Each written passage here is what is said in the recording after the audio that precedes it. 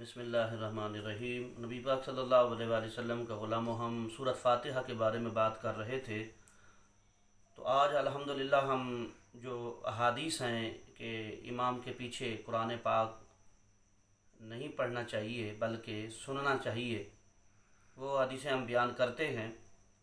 انشاءاللہ تعالی جو پڑھنے والی ہیں وہ بھی ہم انشاءاللہ بیان کریں گے، خیانت نہیں کریں گے۔ رسول اکرم صلی اللہ علیہ وآلہ وسلم کے غلاموں، یہ پہلی حدیث جو میں پیش کر رہا ہوں، یہ ابن ماجہ حدیث نمبر 1222 ہے، کتاب اقامت الصلاۃ، اور یہ حدیث امام احمد بن حنبل نے بھی نقل فرمائی ہے۔ 3159 نمبر یہ حدیث ہے۔ علامہ ناصر البانی صاحب نے اس حدیث کو حسن لکھا ہے۔ تو یہ حدیث کون سی ہے؟ وہ یہ ہے، حضرت عبداللہ ابن عباس رضی اللہ تعالیٰ عنہ فرماتے ہیں، لما مارد رسول اللہ صلی اللہ علیہ وآلہ وسلم مارده الذي مات فيه جاء بلال يؤذن بالصلاة فقال مروا ابا بکر يصلي بالناس فخرج ابو بکر فصلى بالناس ففجد رسول اللہ صلی اللہ علیہ وآلہ وسلم في نفسه خفة فخرج يحاذي بين رجلين ورجلاه تخطان في الأرض فلما رآه الناس سبه بأبي بكر فذهب ليستأخر فأومى إليه النبي صلى الله عليه وسلم أي مكانك، فجاء رسول الله صلى الله عليه وسلم فجلس عن يمينه وقام أبو بكر، فكان أبو بكر يأتم بالنبي صلى الله عليه وسلم والناس يأتمون بأبي بكر رضي الله تعالى عنه. قال ابن عباس رضي الله تعالى عنه، وأخذ رسول الله صلى الله عليه وسلم من القراءة من حيث کانا بالغ ابو بکر قال فمات رسول اللہ صلی اللہ علیہ وسلم فی مرضہ ذالک۔ نبی علیہ الصلوۃ والسلام کے غلاموں، یہ حدیث ابن ماجہ کی میں اس کا حوالہ دے چکا ہوں کہ حضور صلی اللہ علیہ وسلم کے پیارے صحابی حضرت عبداللہ ابن عباس رضی اللہ تعالیٰ عنہ فرماتے ہیں کہ جس وقت آپ کا وصال پاک ہوا تو حضرت بلال آپ کی خدمت میں حاضر ہوا اور نماز کے متعلق خبر دی، تو حضور صلی اللہ علیہ وسلم نے ارشاد فرمایا کہ ابو بکر کو حکم دو کہ وہ لوگوں کو نماز پڑھائے۔ تو حضرت ابو بکر صدیق رضی اللہ تعالیٰ عنہ جب لوگوں کو نماز پڑھا رہے تھے تو حضور صلی اللہ علیہ وسلم نے اپنی طبیعت میں کچھ تخفیف محسوس کی، تو آپ صلی اللہ علیہ وسلم دو آدمیوں کے سہارے نماز کے لیے نکلے، اور آپ صلی اللہ علیہ وسلم کے قدم مبارک جو تھے وہ زمین پر نشان بنا رہے تھے، یعنی آپ صلی اللہ علیہ وسلم کے قدم مبارک گھسیٹ رہے تھے، آپ نشان بنتے جا رہے تھے۔ تو آپ صلی اللہ علیہ وسلم، جب لوگوں نے آپ صلی اللہ علیہ وسلم کو دیکھا تو انہوں نے حضرت ابو بکر صدیق کو خبردار کرنے کے لیے سبحان اللہ کہا، تو حضرت ابو بکر صدیق رضی اللہ تعالیٰ عنہ پیچھے ہٹنے لگے، تو رسول اللہ صلی اللہ علیہ وسلم نے اشارہ فرمایا کہ اپنی جگہ کھڑے رہو۔ رسول اللہ صلی اللہ علیہ وسلم تشریف لائے اور حضرت ابو بکر صدیق کی دائیں طرف بیٹھ گئے، اور حضرت ابو بکر صدیق اپنی جگہ پر کھڑے رہے، اور اب حضرت ابو بکر صدیق رضی اللہ تعالیٰ عنہ رسول اللہ صلی اللہ علیہ وسلم کی اقتداء کر رہے تھے، اور صحابہ کرام حضرت ابو بکر صدیق کی اقتداء کر رہے تھے۔ اور حضرت ابن عباس فرماتے ہیں کہ حضرت ابو بکر صدیق نے، اب یہاں لفظ سمجھنے کے یہ ہیں، آخری لفظ یہ ہیں کہ فرمایا وَيَأْخُذُ رسول اللہ صلی اللہ علیہ وسلم من القراءة من حيث كان بالغ ابو بکر، کہ لیا حضور صلی اللہ علیہ وسلم نے قرات کو وہاں سے جہاں پہنچے تھے ابو بکر، یعنی جہاں پر ابو بکر تھے تو وہاں سے حضور صلی اللہ علیہ وسلم نے قرات کو لیا، اور پھر فرمایا اسی تکلیف میں آپ صلی اللہ علیہ وسلم کا وصال ہو گیا۔ تو یہ آخری نماز تھی، حضور صلی اللہ علیہ وسلم نے ابو بکر صدیق کے جو پیچھے نماز آپ صلی اللہ علیہ وسلم نے خود جو پڑھائی، ابو بکر پیچھے تھے اور لوگ جو تھے ابو بکر کے پیچھے تھے، تو فرمایا اس میں حضور صلی اللہ علیہ وسلم نے وہاں سے سورت کو پڑھا کہ جہاں سے حضرت ابو بکر صدیق رضی اللہ تعالیٰ عنہ نے جہاں پہنچے تھے، یعنی آپ صلی اللہ علیہ وسلم نے سورت فاتحہ نہیں پڑھی۔ اگر لازمی ہوتا تو پہلے آپ صلی اللہ علیہ وسلم سورت فاتحہ پڑھتے اور پھر جو ہے قرآن پاک شروع کرتے، لیکن آپ نے وہاں سے لیا، فاخذ رسول اللہ، لیا حضور صلی اللہ علیہ وسلم نے وہاں سے من حیث کان بالغ ابو بکر، جہاں ابو بکر پہنچے تھے۔ تو اس سے ثابت ہو گیا کہ نبی پاک صلی اللہ علیہ وسلم کے غلاموں کہ حضور صلی اللہ علیہ وسلم کہ اگر یہ لازمی ہوتی سورت فاتحہ تو آپ صلی اللہ علیہ وسلم سورت فاتحہ لازمی پڑھتے۔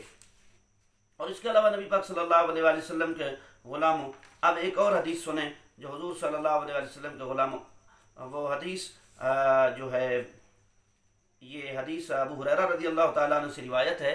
اس میں بھی اگرچہ ٹھیک ہے دلیل لوگ دیتے ہیں، لیکن ہماری دلیل اس میں یہ ہے کہ اس میں عربی قواعد کے مطابق ہے۔ آپ صلی اللہ علیہ وسلم کا فرمان ہے، اذا قال الامام غیر المغضوب علیہم ولا الضالین فقولوا آمین فإنه من وافق قوله قول الملائکۃ غفر له ما تقدم من ذنبه۔ یہ بات انشاءاللہ تعالیٰ بعد میں کبھی آ جائے گی، لیکن بات یہ کہنی کہ جب فرمایا جب کہے امام غیر المغضوب علیہم ولا الضالین تو تم کہو آمین۔ تو امام کہے جب غیر المغضوب. اب ظاہر ہے کہ اگر تم سارے صورت پڑھ رہے تھے تو آپ فرماتے تم جب سارے کہو غیر المغضوب علیہم ولا الضالین تو تم کہو آمین. لیکن آپ صلی اللہ علیہ وسلم نے فرمایا جب امام کہے تو لہذا قال الامام تو پڑھنے والا امام ہوتا ہے، بقایا سارے کیا ہوتے ہیں؟ سننے والے ہوتے ہیں. یہ حدیث بخاری شریف میں 740 کے اندر 740 نمبر حدیث ہے کتاب الاذان. مسلم شریف میں بھی حدیث 618 ہے. مشکات شریف میں یہ حدیث 825 نمبر ہے. کتاب الصلاۃ باب القراۃ فی الصلاۃ یہ حدیث بھی ماشاءاللہ ہمارے لیے دلیل ہے. اس کے بعد حضور صلی اللہ علیہ وسلم کے غلاموں یہ مسلم شریف کی حدیث جو ہے وہ ہمارے لیے بہت بڑی دلیل ہے. اور اس پر دوست یہ ہے کہ اب جو جواب دیتے ہیں ماشاءاللہ وہ سکتے کے بارے میں مرزا جہلوی صاحب بھی کہہ رہے تھے، دوسرے بھائی دوست بھی کہتے ہیں کہ نہیں سکتے کے بارے میں اللہ کے بندو سکتے کے بارے میں ہے تو وہ دوسری حدیثیں بھی سکتے میں پڑھ سکتے، وہ انشاءاللہ تعالیٰ سکتے والی حدیثیں میں بھی میں بیان کروں گا کہ سکتے میں پڑھ سکتے ہو یا نہیں پڑھ سکتے. اب یہ حدیث سنیں، حضرت ابو موسیٰ اشعری رضی اللہ تعالیٰ عنہ سے روایت ہے. آپ فرماتے ہیں ان رسول اللہ صلی اللہ علیہ وسلم خاطبنا فبین لنا سنتنا وعلمنا صلاتنا فقال اذا صلیتم فاقیموا صفوفکم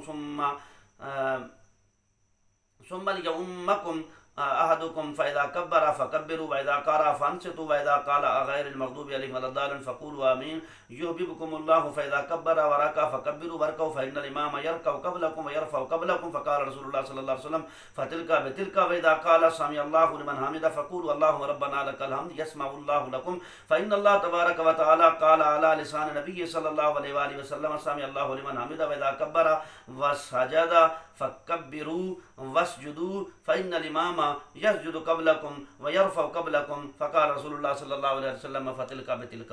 اب یہ حدیث سنیں، حضرت ابو موسیٰ اشعری رضی اللہ تعالیٰ عنہ فرماتے ہیں کہ رسول اللہ صلی اللہ علیہ وسلم نے ہمیں خطبہ دیا اور نماز کو حضور صلی اللہ علیہ وسلم کا مکمل طریقہ بتایا، اور آپ صلی اللہ علیہ وسلم نے فرمایا جب تم نماز پڑھنے لگو تو سب سے پہلے اپنی صفیں درست کرو اور پھر تم میں سے کوئی شخص امامت کرائے.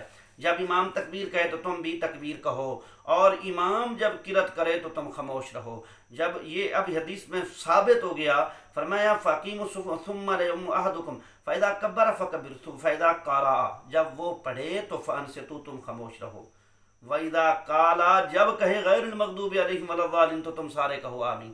اب آمین کے بارے میں انشاءاللہ بات ہوگی کہ وہ آہستہ ہے یا بلند آواز سے ہے. اللہ تعالیٰ اس دعا کو قبول فرمائے گا. پھر جب امام تکبیر کہہ کر رکوع کرتے ہوئے تم بھی تکبیر کہہ کر رکوع کرو. امام تم سے پہلے رکوع کرے گا اور تم سے پہلے رکوع سے سر اٹھائے گا. رسول اللہ صلی اللہ علیہ وسلم فرمایا اس طرح تمہارا عمل اس کے مقابل ہو جائے گا. اور جب تم سمع اللہ لمن حمدہ کہو تو مقتدی کہے اللہم ربنا لک الحمد، تو اللہ تعالیٰ تمہارا قول سنتا ہے اور تمہارے نبی کی زبان پر اللہ تعالیٰ نے سمع اللہ لمن حمدہ جاری کر دیا. تم سے پہلے سجدے سے سر اٹھائے گا اور رسول اللہ صلی اللہ علیہ وسلم فرمایا اس طرح تمہارا عمل اس کے مقابل ہو جائے گا. اب یہ حدیث کہاں ہے؟ مسلم شریف کی حدیث ہے. مسلم شریف حدیث نمبر 612 کتاب الصلاۃ باب التشہد فی الصلاۃ، اور ابن ماجہ حدیث نمبر 848، مشکات شریف حدیث نمبر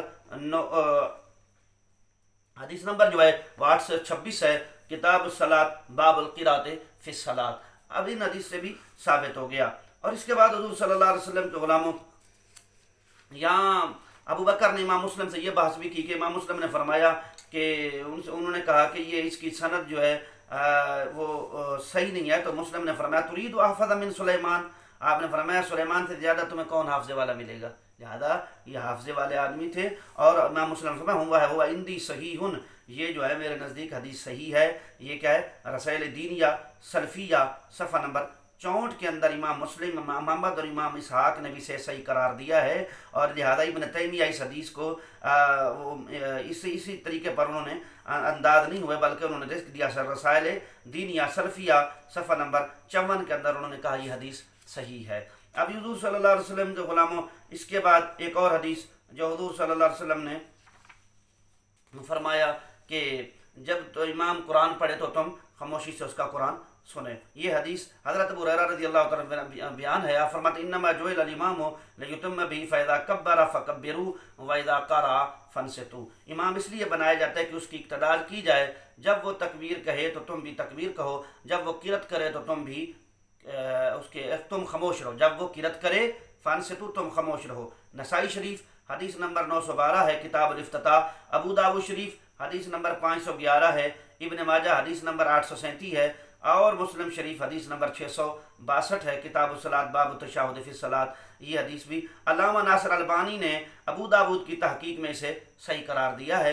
امام نسائی نے اس حدیث پر باب قائم کیا ہے کہ باب تعویل قول اللہ عز و جل وَإِذَا قُرِئَ الْقُرْآنُ فَاسْتَمِعُوا لَهُ وَأَنصِتُوا، اس باب سے انہوں نے اس حدیث کو وہ لائے ہیں۔ اب حضور صلی اللہ علیہ وسلم کے غلاموں ایک اور حدیث سنیں جو حضرت عمر بن خطاب رضی اللہ تعالیٰ عنہ سے، یہ حدیث علامہ ناصر البانی صاحب نے اور بہقی شریف کے اندر بھی حدیث موجود ہے۔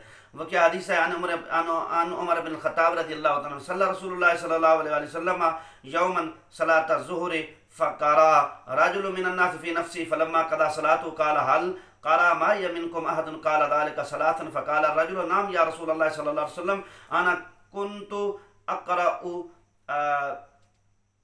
سبح اسم ربك الأعلى قال ما لي أنازع القرآن اما یکفی قراءۃ امامہ انما جعل الامام لیتم بہ فاذا قرئ القرآن فاذا قرأ فانصتوا۔ فرماتے رسول اللہ صلی اللہ علیہ وسلم ایک دن ظہر کی نماز پڑھ رہے تھے تو ایک آدمی نے اپنے دل میں پڑھنا شروع کر دیا، تو حضور صلی اللہ علیہ وسلم نے جب نماز کو ختم فرمایا تو آپ نے فرمایا کون کس نے میرے ساتھ یہ پڑھا؟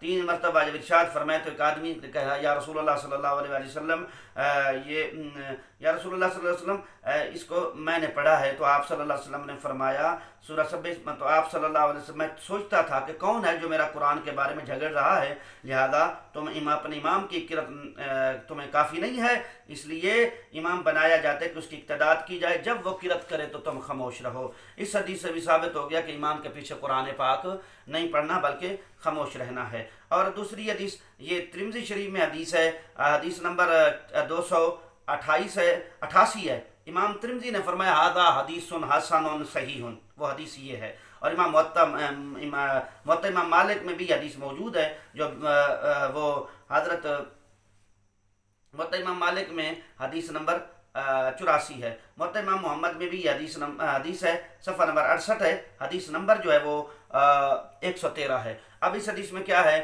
حضور صلی اللہ علیہ وسلم کے غلام فرمایا، حضرت جابر فرماتے من صلی رکعۃ فلم یقرأ فیہا بأم القرآن فلم یصلی الا وراء الامام، جس نے ایک رکعت نماز پڑھ لی اور اس میں سورۃ فاتحہ نہ پڑھی تو گویا اس نے نماز ہی نہ پڑھی، البتہ امام کے پیچھے ہو، یعنی امام کے پیچھے وہ نہ پڑھے، البتہ مگر یہ ہے کہ امام چاہیے نہ نماز پڑھتا وہ ام القرآن کے ساتھ مگر امام کے پیچھے، یعنی امام کے پیچھے تب ہو تو ام القرآن نہ پڑھے، جب امام کے بغیر ہے تو ام القرآن اس کے لیے پڑھنا لازمی ہے۔ حضرت امام ترمذی فرماتے ہیں ھذا حدیث حسن صحیح، یہ حدیث حسن ہے۔ اور اس کے علاوہ حضور صلی اللہ علیہ وسلم کے غلاموں اس حدیث سے بھی ہمیں یہ سبق مل گیا کہ بھائی امام کے پیچھے خاموش رہنا چاہیے، وہ خواہ کوئی نماز بھی ہو، جب امام بنایا ہی جاتا ہے اس لیے کہ اس کی قرأت سنی جائے۔ حضرت انس میں اگر نہیں سن سکتا تو پھر بھی خاموش رہے، میں نے پہلے بتایا تھا 2 چیزیں، فاستمعوا لہ، پڑھ رہا ہے تو توجہ سے سنو اور خاموش رہو، جب وہ نہیں پڑھ رہا تو اگر سن نہیں سکتے پھر بھی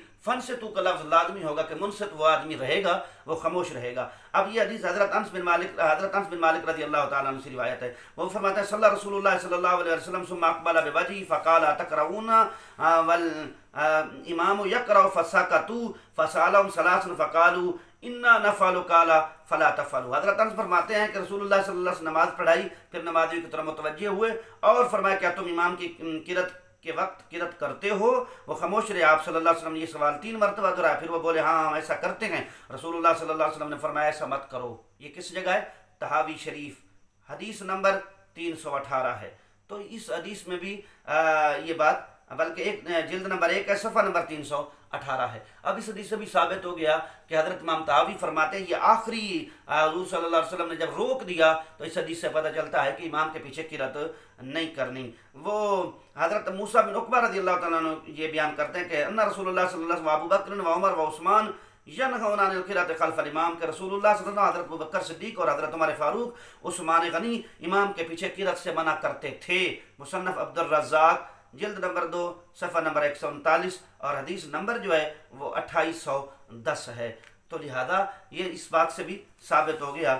تو اب انشاءاللہ تعالی جو بعد میں اور دلیلیں بھی آئیں گی انشاءاللہ تعالی وہ بھی بات کریں گے۔ یہ ہماری قسط نمبر 3 تھی، آپ یہ سنیں انشاءاللہ تعالی، اور بھی ہم آگے پھر بیان کریں گے۔ اللہ سے دعا ہے اللہ ہم سب کو رسول اللہ صلی اللہ علیہ وسلم کا غلام بنائے۔